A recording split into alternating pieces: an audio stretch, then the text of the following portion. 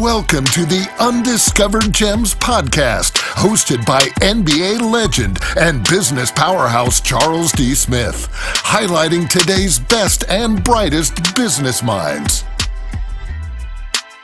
Hello, and welcome to another episode of Undiscovered Gems. We're here today with our Professional of the Year, Lynn Winters. Boy, wait till you hear this interview. Lynn is a certified hypnosis. She's a Reiki master, but also she's a past life regression hypnosis. And we'll get into that because that's very important. Lynn, welcome to the show today. Thank you very much. Nice to be here. Great. Happy to have you on. Lynn, first tell us, how did you get into hypnosis and a Reiki master? How did you get into it? Well, I think I've always been a seeker and I've had senses of certain energies, and for years and years I poo-pooed them. And I decided that it just got so I had to go into and find out what they were. I chose Reiki to begin with because it seemed to be the most socially accepted and not very negative and scary. So I began taking Reiki training. I went all the way to become a Reiki master. I was so fascinated by it. And I also was doing one-on-one counseling with people. And someone came to me with a teenager who was talking about things that just didn't seem like they were making sense in this lifetime for some reason. I'd never had past life regression or hypnosis at all. And so I kept hearing this. It's going to sound strange. I don't care. I kept hearing this voice say, you need to do this. You need to do this. You need to do this. So I looked into it and became a certified hypnosis specialist and specializing in past life regression hypnosis. And it's fascinating. And no two are the same. It's so interesting. So I really think it has to do with being on the track of really wanting to find out what's really going on. Yeah. But now you're on the track.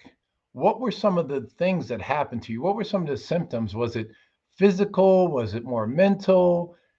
What is it that you kept like a thumb was on you, just Yeah. pressing and you kept feeling, what was it? Give us an example of some of Well, those things things. like I would be talking to someone and I would say their name wrong. Like I would say maybe their name would be Mary and I might accidentally call them Rose or something. And they would Hmm. stop in their tracks and they go, why did you say that? And then I said, I just kind of made a mistake. And they said, because my so-and-so sister Rose just passed and I'm really upset by it. Mm. So weird things like that. Or sometimes I would see things and I'd say, oh, did you see that person walk by the window? And they'd go, no. Or sometimes I would see or hear things. I would hear, it wasn't like thoughts in my own head. It was like there was a voice saying something to me like, everything's fine, or you'll be all Hmm. right, or, things that were like that. And I thought to myself, also physically, I would feel things. Like if somebody would talk about their mother that died and they were connecting that with some theory that they were thinking about themselves or working on something about themselves, I would get a rush of goosebumps from the top of my head all the way Hmm. to the tip of my toes, like a rush. And I started to notice that that was when some people were talking about someone that had crossed, and I felt like it had to be a message of something, like maybe it means that they're really there. Or so I began to call it my truth meter. That when I would have a physical sensation Mm. that something was going on, I didn't know what was going on, but something was. Eventually, it was so prevalent that I just needed to find out more about energy. Wow. And I asked you that because there's so many people in this world. We are energy, and there's so many people in this world that have these things that happen to them, and they don't pursue it. Like you said, you poo-pooed it for a little while, but we don't pursue it. And these are real things. These are real energetic happenings within us that we do not push forward to find out what they're all about. So I'm glad you shared that. Now let's hop into the first the Reiki training that you do. You're a Reiki master, and that's energy through the palms. Talk about that first to give the audience an understanding of exactly what Reiki training is. Okay. Reiki energy is energy that is God consciousness. That means it's a very high vibrational frequency of positive, loving energy. And It's channeled directly down into myself and through my hands into the client. And Hmm. if someone is sick, whether they are emotionally sick or have an addiction or have an injury of their shoulder or something, it really means that their energy is out of alignment and not flowing. And so once the Reiki energy reaches them, it's all knowing and it knows exactly where to go and how to realign it and put it back into the best function possible. Now, Hmm. if someone, let's say someone has developed a condition because they have stinking thinking, that they are always negative, the Reiki energy will Hmm. really help them. But if they go back to that same thought pattern, which creates energy, then they're going to be out of alignment again, and so they'll need Sure. something more consistent and or hopefully to change themselves. Right. So we have, the Reiki that, it is an art. We are energy. It is energy. Now you're also a certified hypnosis. Do you merge those two at all? How do they coexist with the training and treatment that you do? The Reiki training really has to do with a direct tapping into the energy, and sometimes I have Mhm. clients that come in with specific conditions or overstressed or something like that. And I will ask them if they would like to let me play one of my recordings of the winter self hypnosis Mm. series, like a stress release, or perhaps they have insomnia while they're Mhm. getting Reiki. And so this is a way of having them use their consciousness and apply their consciousness to the healing process of themselves, because hypnosis is their volunteering hypnosis.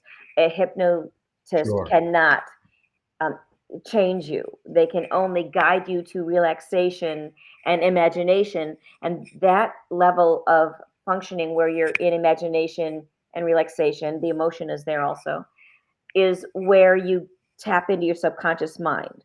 And in your subconscious mind is where all of your programming is.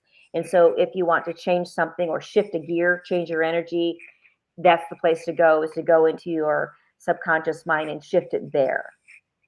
Mhm. So you may discuss energy in forms of anxiety. You're healing people from stress. Are there physical ailments that you've dealt with in the past with Yes, Reiki training? yes. Like, give us an example. One time a man came to me. He had a terrible um, strained muscle in his lower back on the left hand side, really very painful. He could hardly get up on the table. So I got him up on the table and I did an overall Reiki treatment with him, and then I put one hand underneath the actual his back, his lower back, where the treatment was, and another of my hand on top of his body. And I just stayed there for Mm. about half an hour, just channeling the energy into that spot. And when he got up, he could move. He felt so much better. And after he left, when I went back to work on the table and change the table, I noticed that the coating that was on my table melted from the energy so much that my handprint was on the table. Mm. Mm. Wow.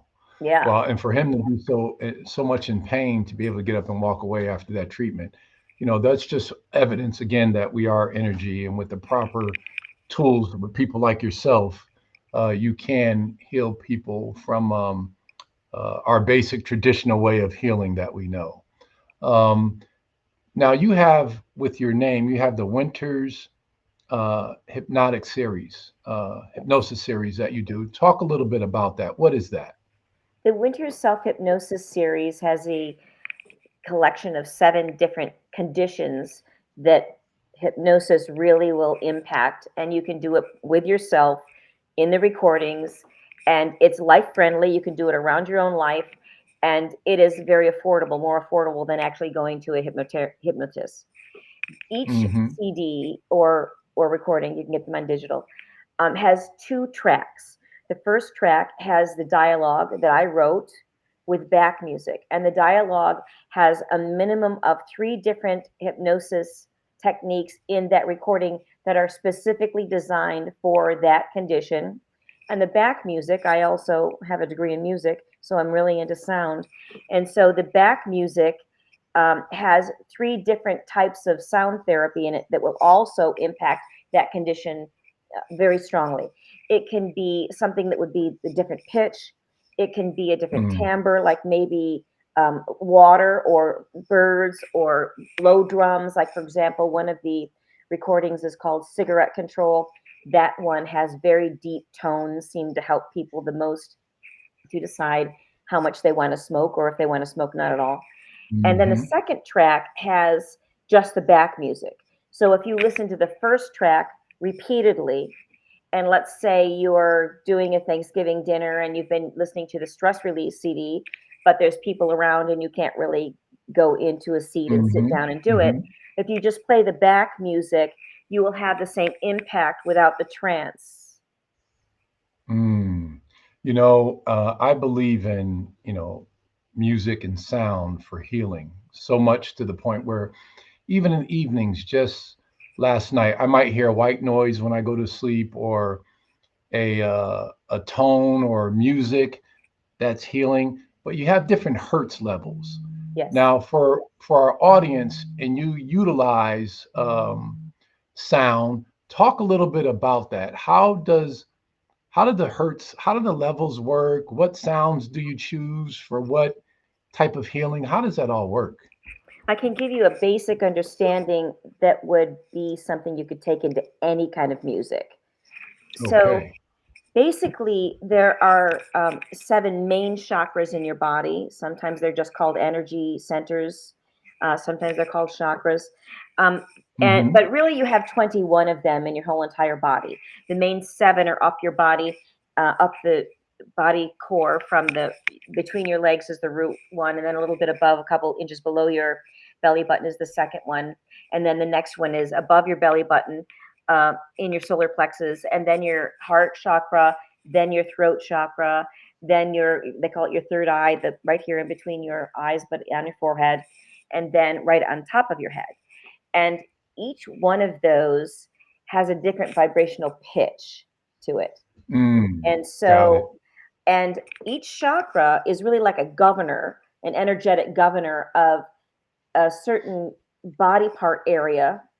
And so, and in that body part area, it may have certain, I'm going to say, personality connections with that body part. Okay. Like, for example, the first chakra has a lot to do with your sexuality, reproduction, Mm-hmm. groundedness.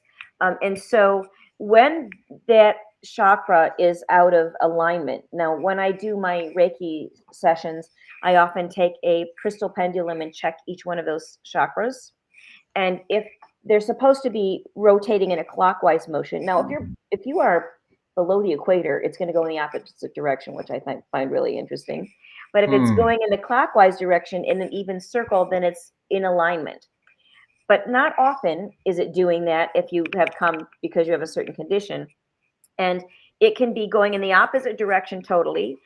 It can be going up and down, or it can be going sideways, or it can be just standing still and like vibrating. And that's mm, when you'll know that something is out of alignment. But when it's put back into alignment, whether it's Reiki or even crystal treatments, um, you'll be functioning a lot better. And so each one of those chakras that has a different vibrational frequency, and yes, it's associated to pitch, mm, the as you pitch, go okay. up the body, will be reflective of the condition of your body. And so that's why So, it helps. yeah, and that's a great explanation. What about the reverse? Can a pitch sound be used to have a negative impact on someone just as much as That's a very good yeah. question. It really has to do with not so much the pitch as much as the um, chaotic interference. You know, Mm, it's more of the it's more of a disjunction feeling that would make someone feel agitated versus peaceful. You know, that ah, can what that would do is it would put a person in a state of stress, because when you're stressed, you have that feeling. right. If there's sound that gives it that feeling, it can put your body in a stressful situation. what's so interesting and actually dangerous kind of about that is we can become addicted to stress, and so we can Really? really, yeah, oh yeah, most of us are actually. We can become addicted to stress and never give ourselves or our brain or our body an opportunity to repeatedly be in peace. And so if that's the way, then you might like, um, intense kind of Hmm. music, you know, so it depends. Lynn, yeah, but you're making me think because people say words matter. Be careful what comes out of your mouth, protect your mind and what you hear. But very seldom do I hear people say, watch the music or be careful the music you listen to or the pitch, the tones in music that you hear, because that can have, like you're saying, that can have an impact. And we listen, parents, kids, I had children, they're all grown now, but I've never paid attention to the music that they listen to from a negative impact other than the words. Right. But you're saying sound and pitches can do the same thing. Yes, they can. And actually, I love this. This is so interesting to me. Every word you speak also has a vibrational frequency. Every Hmm. word you speak has a vibrational frequency. They did a test where they took pure water and they wrote one word on each bottle of water and left it I there. saw And that. and so uh, the language that you speak and the vibrational frequency, those are frequencies. The vibrational frequencies that are in something that's negative or words that are negative also has an impact. And the interesting thing about the body is it doesn't know the difference between whether you are actually living that experience or whether you are witnessing that experience or whether you are thinking that experience. It doesn't know the difference. Wow. Well, I hope our audience is learning as much as I am because every time you say something, it triggers another thought. Um, words do matter. Sound, pitch matters. So now, how do you work with someone under hypnosis to give them the maximum, you know, input or impact that they need at that time? Can you adjust? And let me rephrase it. Sorry, Lynn, because my brain That's is okay. moving. But can you do too much too soon for someone when you're That's a good in question. healing them? I Yeah. think that yes, you can always overload someone, but not in the way that you're thinking. There's never too much love that you can receive, love energy, Okay. So that will Mhm. never overload you. That will only realign you and enlighten you. Like make you brighter, bigger, better. Uh, but you can, um, the person, individual that is the healer or practitioner. Um, there has to be a neutrality and a respectful perspective from that practitioner to the person to really be.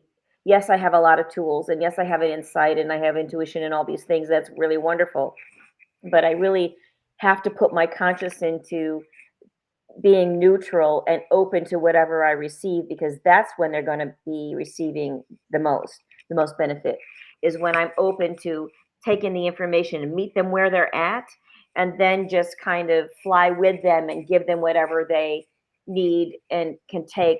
It's like healing an onion. You want to heal one layer Mhm. and then another layer. You want your Sure. client to always be the leader, uh, and not impose what you think on them. So, right. And Lynn, I'm gonna put you in a sports scenario for a Okay. second. You know, me being a former professional athlete, and I see in this current day mental health, mental health, mental health. Now I hear some athletes getting hypnosis treatment and all these things for mental health and anxiety and all. When you're playing sports, your mind is the toughest thing that you have because that's what makes you excel. Right.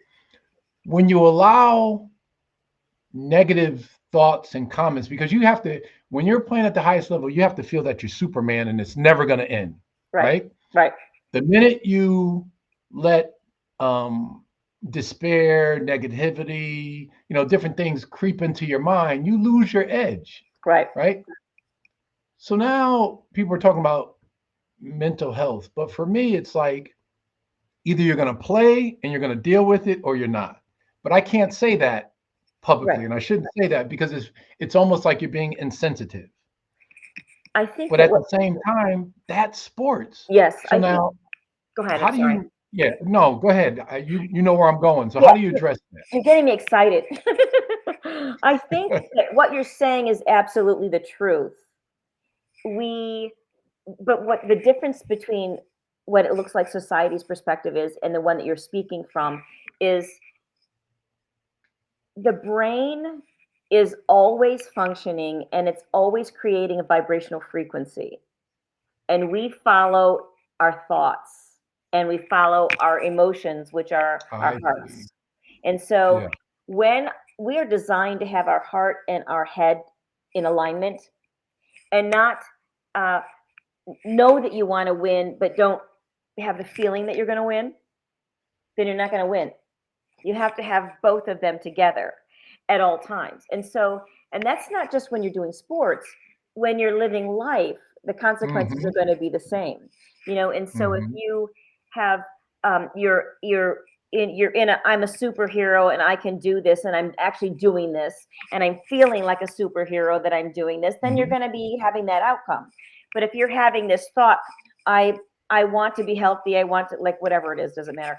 I want this, I want this, I want this, and you really, really want this, but your heart's having doubt or or neglect or fear, then you're not going to have it. Right. you know. Right. So the two have to be in alignment. But I think that athletes have in the course of their training, they have the perspective, whether they call it the alignment of their thoughts and their feelings together, and that's when they perform the best. They may not know that that's what's happening, but that's what's happening. I love that. I love that. That nails it for me. It's the alignment of your feelings and your thoughts. Right. They have to be You can aligned. have you can feel it and you want to go do it, but you got this negative thought creeping in, and that's what throws you off. But still, I don't think this how they're moving in the space of sports with mental health is the right way to go about it because I think you nailed it. It's a simple adjustment. Are your feelings and are your thoughts aligned? Right. Period. End of story. If they're not, then adjust it. But I don't know where it's going through all this mental health and I can't perform. You can't perform because your thoughts and your feelings aren't aligned. Correct. That's it. Correct. I want I've to never heard it that way, but that's Yeah. it. I want to add something to what you're saying to take it from there into the next avenue that you're talking about with mental health.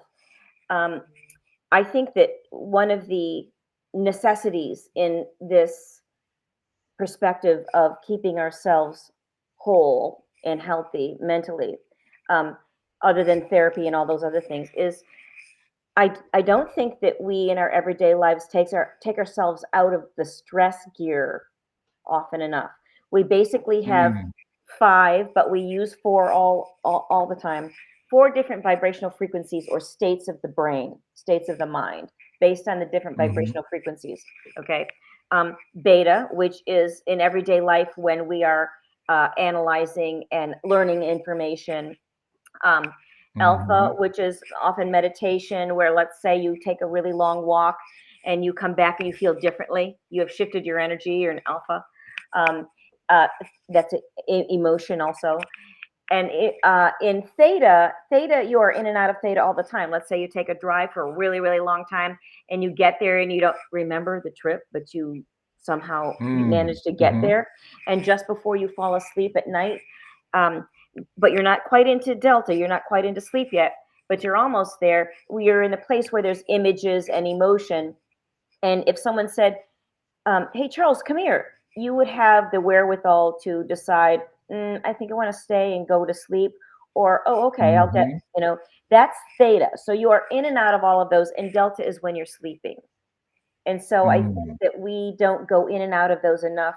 I recommend that people meditate to learn to control their brain, and they'll be able to turn themselves into those athletes easier if they can control their brain and give themselves a break. We're not designed to live in stress. If you witness animals, they're in stress when they're in stress, and there's another beast trying to eat them. That's appropriate to get out of there. But Mm-hmm. afterwards, if you just look at them, 2 seconds later, they're grazing. We don't do that.